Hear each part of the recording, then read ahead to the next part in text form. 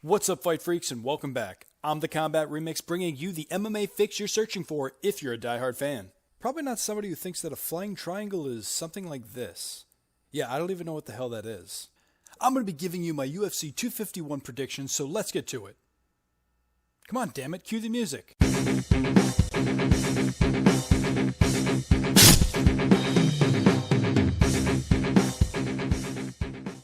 Less than a week out of UFC 251, and we have some major changes to the card.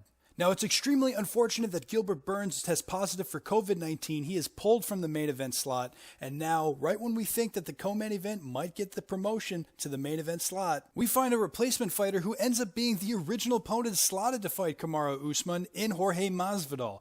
So now that I've had some time to play that fight in my mind a little bit, here are my full card predictions. For the sake of time, just so I can go a little more in depth with the main card, these are my full preliminary fight predictions. Got them? Got them memorized? Good. Okay, on to the main card. First bout is Amanda Heba versus Paige Vanzant.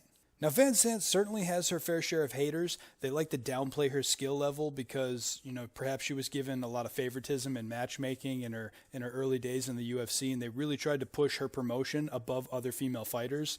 Now, I'm not here to defend that or debate that in any way. Say what you want about Paige Vanzant, but you can't deny her toughness. She's got a pretty iron grit. And that's certainly admirable, but in the fights where she's demonstrated that the most, she's still lost those fights. And this is a particular fight where she's clearly going to be outmatched on the ground. She's a pretty strong wrestler, but she is not going to want to go to the ground with Amanda Heba. So Vanzant is going to want to keep this fight on the feet. The only problem is that she's not such an amazing striker that she's going to have a clear advantage on the feet. Polyana Viana is the only fighter to ever knock out Heba's, and that was in Jungle Fight 83 back in November of 2015. And while we've seen in the past that Vanzant can come back from a fight that she's losing to knock out her opponent, she had a nice jumping switch kick against Beck Rawlings. But that ultimately seems like a Hail Mary attempt for me, and I don't think it's going to happen. We ultimately have a black belt in Judo and Brazilian Jiu-Jitsu going against a purple belt in Brazilian Jiu-Jitsu, and you could argue that the striking level of both fighters is roughly on par with the other. I don't know how long it's going to take, but I do think Amanda Heba is going to get the fight to the ground at some point. And when she does, I don't know if she's going to spend a whole round on the ground or it might take into the second round, but eventually she will lock up a submission. So I got Amanda Heba for the win by submission. Next fight, we have Jessica Andrade taking on Rosa Unis. The last time they fought, it was the title fight of the Strawweight Championship where we saw a crazy slam KO win by Jessica Andrade. And Rosa Unis hasn't fought since. But as we know, Andrade would go on to lose her very first title defense against Zhang Weili, and she would lose by first round TKO. So now we have a situation where both fighters are coming off of pretty brutal losses, so some other mental factors may play a role in this fight. To be honest, I'm a little surprised to see how much the betting lines are stacked in Unis' corner. As of now, they're give or take about a minus 225 favorite in her corner. But originally in their first fight, even though Unis was the champion, it was actually Andrade who came in as a slight favorite. Now, while Unis did far better than I initially anticipated, I did think Andrade did a pretty good job of adjusting, landing a couple of leg kicks. I think she was a hook that she may have landed and hurt Unis. I don't know how much it actually affected Unis, but she was still doing a pretty good job of using submission attempts to counter any ground control or slams. But ultimately, one big slam was unable to be countered, and she landed head on the canvas, which ultimately led up to the knockout. Now, although she was using her length really well and her strikes, many people think because she was winning leading up to that, this may be the difference between Andrade coming into the fight the first time as the favorite, and now it seems like the tables had severely turned and much more heavily in the favor of Unis this time. Now, while it's true that Unis had a ton of success in their very first fight, I'm still leaning towards a lot of the rationale that had me picking Andrade in their first bout, along with so many other people, not to mention the fact that she was the favorite, so a lot of these people were sharing this rationale. Other good strikers such as Tecia Torres and Karolina Kowalkiewicz, it didn't really work out for them. They were unable to really land a whole lot on Andrade, and ultimately she was just either fully dominant with her grappling or just landed one clean punch. Now, because this fight is only 3 rounds in the rematch, this does leave a lot less time for Andrade to actually land anything significant. But seeing Andrade was able to get it done in less than 2 rounds in their first fight, I'm still confident that she can do the same here. But I also can't overlook the fact that Unis was talking about being done with the sport, wanting to retire. It was just weighing a lot on her, and a brutal knockout loss with a lot of time in between fights to come right back to the same person who knocked you off the first time, you're not going to have that same fire as you were when you're coming off of 2 consecutive wins over perhaps the greatest strawweight fighter of all time. Now, I may be reading into this a little too much, but I do not think that Naomi Unis is going to come in as good as she did against Joanna Jędrzejczyk or the first fight against Jessica Andrade. So my pick is Jessica Andrade to win by knockout. Our next fight is for the vacant bantamweight championship, and it is between Jose Aldo and Petra. However you pronounce that, I'm going to call him Peter Yan. From my understanding, these two used to be former training partners, and Aldo kind of big brothered Yan a bit. Before Yan bloomed into the fighter he had become today, Aldo seemed to get the better of him, and it was talked about a lot, at least those are the rumors. And I had heard a really good point that somebody had made about that this could have a negative effect on either fighter because Yan could see Aldo as his big brother, the guy who used to beat him in the gym before he blossomed into a much better fighter. But also Aldo could be underestimating Yan and not seeing him as the fighter he's become, but the person that he was always able to outmaneuver and outstrike. I'm going to try to keep myself in line here because I have been told in the past that, my main criticism is I don't know when to bet against the older fighters, and I just don't know when they're past their prime and they can't beat a young up-and-comer. And I always try to say, he's probably got that one more win in him. They're going to underestimate him, but that never seems to really be the case when I'm looking back at my official picks. So while I can try to make an argument saying, well, if you compare him in his fight against Marlon Moraes, he did a lot better than I initially anticipated. He handled the weight cut really well. I mean, Peter Yan has just looked amazing in most of his fights. And while I can understand the argument that Uriah Faber and John Dodson were clearly not the fighters they once were when they fought Yan, I can also say the same about Jose Aldo. And while I can certainly say that, yes, the weight cut 135 certainly didn't affect him as much as I originally anticipated, these are a lot of factors that are going against an aging fighter who hasn't had the success and clearly hasn't had the same unbeaten kind of persona that he once had. So before I talk myself into some sort of reason why Jose Aldo is going to win this fight, my official pick will be Peter Yan to defeat Jose Aldo, and just for S's and G's, I'm going to go ahead and say by decision. Our co-main event of the evening is champion Alexander Volkanovski in his rematch with Max Blessed Holloway.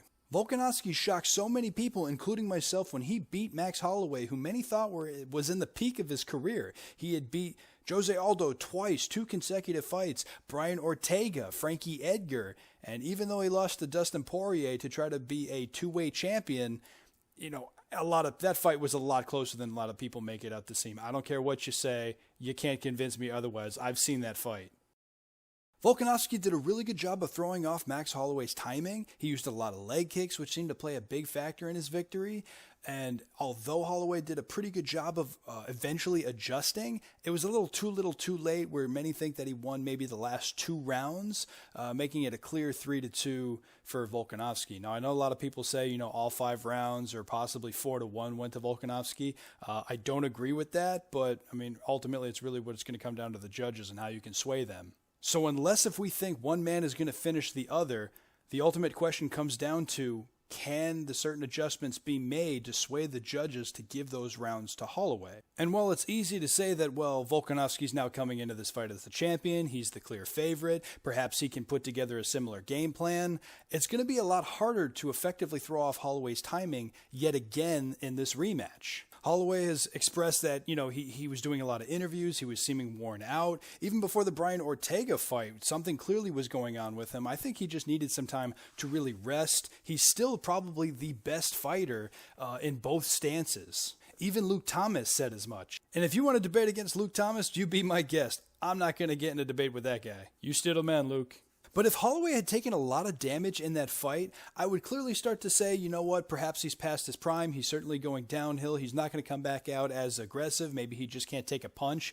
But he himself said it was the weirdest thing because he had taken less damage while losing his belt than any other fight that he can remember. And that includes dominating performances such as his fight against Brian Ortega, which if he comes in that sharp and that aggressive in his striking, I can't imagine Volkanovski being able to just win 3 rounds just by picking him apart with some leg kicks and trying to use his striking.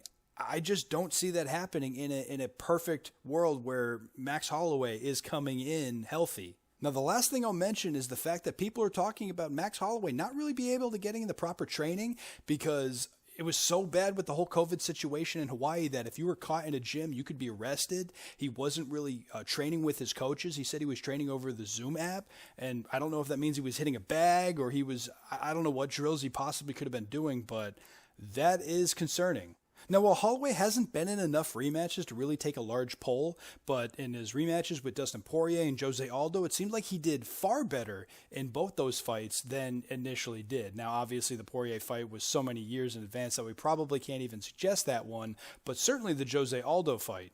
This may be me being a little bit biased because I do respect Max Holloway. I think he's a great fighter, and ultimately I do think that he can make the necessary adjustments in this rematch, whether that means, not letting the leg kicks affect him so much or, switching stances to kind of throw off his opponent. But I don't think he's going to get the finish in this fight, but I am picking Max Holloway to reclaim his title by decision. On to the main event of the evening, where we originally thought it was going to be Karo Usman versus Gilbert Burns, a great fight. I almost had all the predictions ready to lay out, and then it changed. It is now Jorge Masvidal, which is great because that was the original fight that was supposed to happen. Things got a little bit delayed with the whole, I guess they couldn't agree on terms, whether it be money or some sort of financial situation. But nonetheless, that's been taken care of, and this fight is on. So how do I see this fight playing out? Now, while you can certainly make an argument that Masvidal has the better submissions, he's clearly not the better wrestler. When it comes to the overall grappler, he's not going to want to go to the ground with Usman. Usman is just a real grinder. He's a strong, powerful, top control wrestler.